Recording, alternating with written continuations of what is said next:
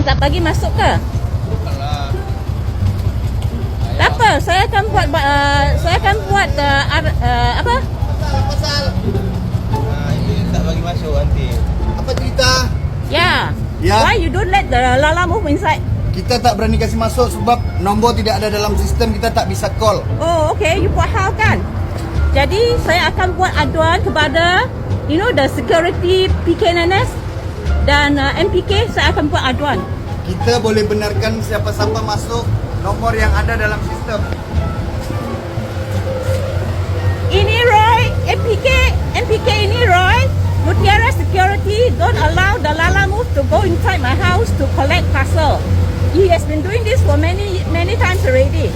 He is doing an illegal act.